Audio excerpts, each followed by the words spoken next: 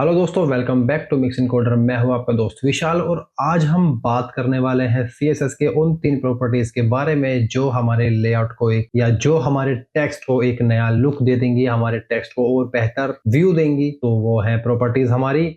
पहला है हमारा टेक्स्ट शेडो, दूसरा है हमारा व्हाइट स्पेस, तीसरा है हमारा टेक्स्ट ओवरफ्लो। तो आज की वीडियो में हम इन तीनों प्रॉपर्टीज के बारे में डिस्कस कर रहे होंगे। तो जल्दी से चलते हैं अपने कंप्यूटर स्क्रीन पर और जानते हैं किस तरीके से हम अपनी इन तीन प्रॉपर्टीज को यूज कर सकते हैं। इसके बाद लास्ट में मैं देने वाला हूं आपको एक VS कोड की ट्रिक जिससे हम अपने कोड को और फास्ट कोड कर सकते हैं। तो जल्दी से चलते हैं अपने कंप्यूटर स्क्रीन पर। तो मैं आ गया हूँ अपनी कंप्यूटर स्क्रीन पर। मैंने यहाँ पर एक बॉर्डर प्लेट ली हुई है, साथ में एक डिव लिया हुआ है जिसमें मैंने लिखा हुआ है hello I am mix encoder.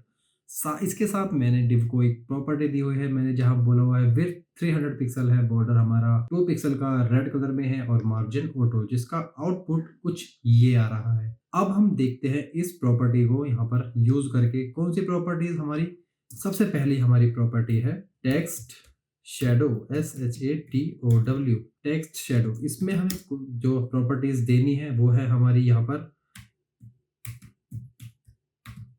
Horizontal, यहाँ पर हम VERTICAL वर्टिकल, फिर BLUR पे ब्लर एंड देन लास्ट में कलर COLOR कलर। ये हॉरिजॉन्टल शेडो SHADOW शेडो, और यहाँ पर VERTICAL vertical shadow SHADOW shadow. ये कुछ इस तरीके से हमें यहाँ पर प्रॉपर्टीज वगैरह सारी देनी है। अब यहाँ पर आ जाते हैं डिव के नीचे मैं एक एंटर लूंगा। यहाँ पर लिखता हूँ मैं टेक्स्ट शेडो लिखा मैंने, और यहाँ पर इसको बोला 2 पिक्सल हॉरिजॉन्टल, 2 पिक्सल मैंने दिया वर्टिकल, ब्लर मैंने यहाँ पर दिया है 0 पिक्सल, साथ में कलर मैंने दे दिया यहाँ पर रेड।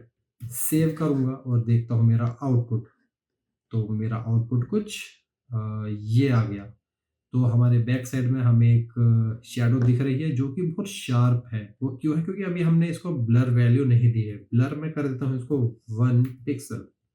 मैंने इसको 1 पिक्सल का ब्लर दे दिया है। हल्का सा हमारा ये ब्लर हो चुका है। कुछ इस तरीके से हम अपने किसी भी टेक्स्ट को शेडो दे सकते हैं। इसी के साथ मैं यहाँ पर मल्टीपल शेडो भी दे सकता हूँ। मैं कॉमा लगाऊंगा, यहाँ पर शेडो Ctrl+C+V मैंने कर दिया यहाँ पर। ठीक है, इससे क्या होगा? इससे अभी कुछ नहीं होगा, हमें सेम दिखेगा। क्यों? क्योंकि अभी ओवरलैप कर जाएगा। मैं यहाँ पर अब शेडो देता हूँ 4 पिक्सल। ठीक है, वर्टिकल 4 पिक्सल देता हूँ मैं यहाँ पर, और ये वाली सेम रहेगी। कलर मैं यहाँ पर कर दूंगा इस बार ब्लू, BLUE ब्लू। सेव कर दूंगा यहाँ पर, और ये देखो इसके पीछे मुझे ब्लू दिख गई एक। मैं क्या करता हूँ, इसको एज इट इज दोबारा कॉपी कर लेता हूँ, Ctrl+C, कॉमा लगाऊंगा, पेस्ट कर दूंगा। ब्लू की जगह मैं कर दूंगा यहाँ पर इस बार GREEN, ग्रीन।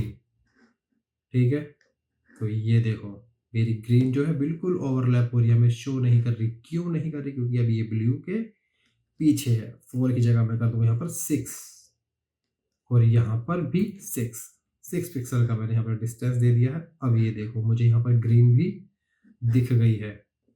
अब लास्ट मैं यहाँ पर एक और शेडो ले लेता हूँ।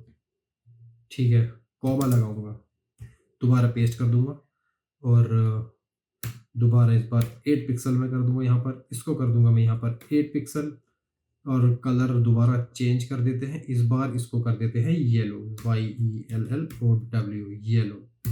सेव, और यहाँ पर मुझे येलो भी दिख चुकी है। अब मैं क्या करता हूँ, सबसे पहले मैंने यहाँ पर देखो दोनों पॉजिटिव वैल्यू दी थी, हमें यहाँ पर दिख रहा है। अब मैं क्या करता हूँ, जो ग्रीन कलर है इसको बिल्कुल नेगेटिव कर देता हूँ यहाँ से, नेगेटिव। ठीक है, सेव कर दिया मैंने इसको, सेव। अब मुझे ये वाली वैल्यू कहाँ मिली? ऊपर लेफ्ट साइड। ठीक है, अब जो ये वाली थी इसमें मैं क्या करता हूँ, हॉरिजॉन्टल वैल्यू को मैं नेगेटिव करता हूँ, तो बाकी हमारा सब सेम रहेगा। ठीक, ये कलर है हमारा ब्लू। ब्लू किस साइड आ गया? अब हमारा लेफ्ट साइड आ चुका है। ठीक है, बॉटम में लेफ्ट साइड। अब बचा हमारा येलो। येलो को हम क्या करेंगे, वर्टिकल को नेगेटिव कर देंगे, हमारा एक्स एक्सिस सेव रहेगा। तो ये देखो, तो ये क्या हुआ, हमारी इस कोने पर आ गई, एक इस कोने पर है, एक इस कोने पर है, एक दूसरी हमारी इस कोने पर है। ये थी हमारी टेक्स्ट शैडो।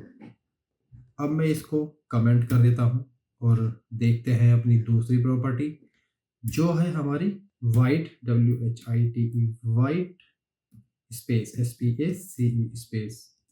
इसमें मुझे प्रॉपर्टी मिलती है, सबसे पहले नॉर्मल मिलती है हमें, NORMAL, नॉर्मल, ठीक है। इसके बाद दूसरे हमें मिल जाती है नो, WRAP, रैप। इसके बाद मुझे मिल जाती है हमारी प्री प्रॉपर्टी है, प्री के बाद है प्री लाइन, और इस लास्ट में हमारी आ जाती है प्री रैप, WRAP, रैप। मैं अब डिव के अंदर जो मेरा कंटेंट था इसको चेंज कर यहाँ पर कुछ लाइनें लिख देता हूँ। लॉरम, मैं 2 लाइन यहाँ पर लिखता हूँ। यार मैं इसको थोड़ा फॉर्मेट करता हूँ, कुछ इस तरीके से मुझे एक जगह पर दिख रहा है। सेव करूँगा मैं, ब्राउज़र मेरा इतना बड़ा दिख रहा है, ये मुझे कुछ टेक्स्ट ये दिख रहा है। अब मैं क्या करता हूँ, यहाँ पर आ जाता हूँ नीचे, WHITE, white, SPACE, white space. मैं यहाँ पर लिखता हूँ नॉर्मल हमारी बाय डिफ़ॉल्ट जैसी हमें दिखती है वैसी ही दिखेगी। यहाँ पर मैं इसको प्रॉपर्टी दूंगा no, WRAP, no wrap. Save करूँगा और देखता हूँ मेरा आउटपुट। यहाँ पर मुझे क्या मिला, मेरा जो भी कंटेंट था वो सारा एक लाइन में आ चुका है, और जो भी कंटेंट रैप हो रहा था डिव के अंदर, अब वो डिव से ओवरलैप होकर एक ही लाइन में आ चुका है। तो नो रैप का हमने यूज देख लिया क्या है, वो हमारा जो भी डेटा है वो सारा एक ही लाइन में कर देता है। अगली प्रॉपर्टी आ जाती है हमारी PRE, प्री हमारी एग्जैक्ट जैसे हमारा प्री टैग काम करता है वैसे ही करता है। इस केस में हमारे डिव में जैसे मैंने यहाँ पर देखो, यहाँ तक मेरा कंटेंट आ गया, फिर यहाँ तक आ गया, एक यहाँ पर ख़त्म हो गया है, यहाँ पर ऐसे। तो यहाँ पर मैं क्या करूँगा, यहाँ पर कुछ इसको ज़्यादा से स्पेस भी दे दूंगा मैं, हर लाइन में कुछ स्पेस मुझे मिल गया। ये कुछ मैंने स्पेस दे दिया है और ये कुछ स्पेस दे दिया। चलते हैं ब्राउज़र पे, ये देखो अब ये क्या हो, बिल्कुल प्री की तरह काम कर रहा है और साथ में हमारा ओवरलैप हो चुका है। इसके बाद जो भी स्पेस हमने इसको दिया था वो भी इसने एग्जैक्ट लिया, और एंटर जितने दिए हुए थे वो भी ले लिए। एग्जैक्ट सेम बिल्कुल प्री की तरह ये काम कर रहा है हमारा। अब देखते हैं प्री लाइन के बारे में।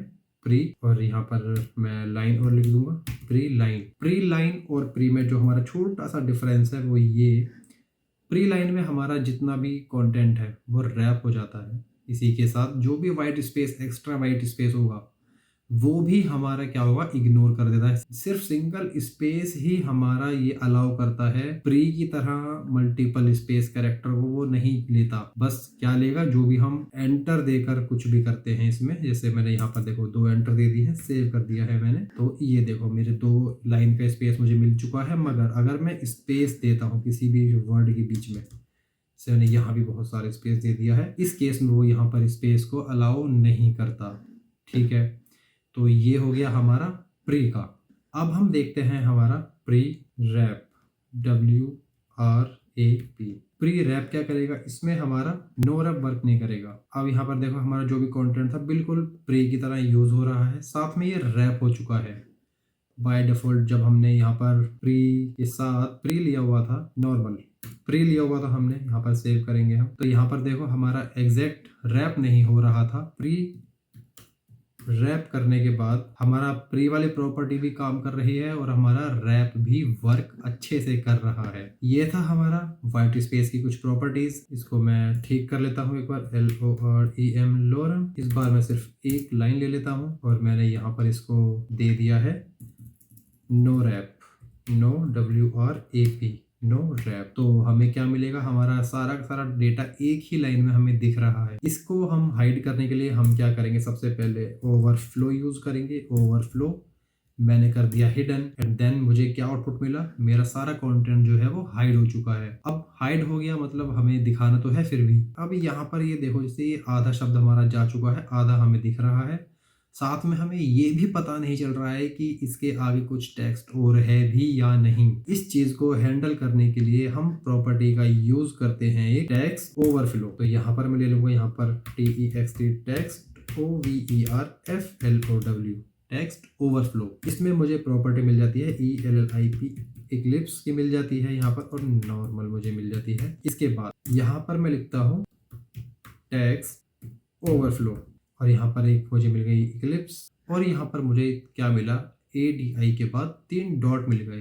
तो मुझे यहाँ से समझ में आ जाता है कि ये यहाँ पर आगे भी टेक्स्ट कंटिन्यू है। इसके बाद मैं क्या कर सकता हूँ, यहाँ पर कोई टेक्स्ट देगा लिंक लगा सकता हूँ, सी मोर का लगा सकता हूँ, या फिर कुछ भी एक ऐसा जिससे हमें पूरा टेक्स्ट पढ़ने को मिल जाए। हमने अधिकतर ऐसा ब्लॉग पोस्ट में देखा है। अभी हम देखते हैं इसको आगे। इक्लिप्स हो गया, क्लिप प्रॉपर्टीज यूज करेंगे हम यहाँ पर। क्लिप और नॉर्मल, जैसे नॉर्मल थी, नॉर्मल की जगह हम यहाँ पर करेंगे क्लिप, CLIP क्लिप। क्लिप हमारी एग्जैक्ट जैसे नॉर्मल हमारा बिहेवियर होता है वही यूज करता है। क्लिप अगर मैं लूंगा तो मुझे कोई चेंज नहीं मिलेगा। अभी हमने तीनों प्रॉपर्टी देख ली हैं। लास्ट में मैंने एक टिप देने के लिए बोला था, और वो टिप आज की ये है। मैं सबसे पहले एक कमेंट ले लेता हूँ। इसमें मैं लिखता हूँ सबसे पहले SHIFT shift plus alt plus DO down की या फिर अप की।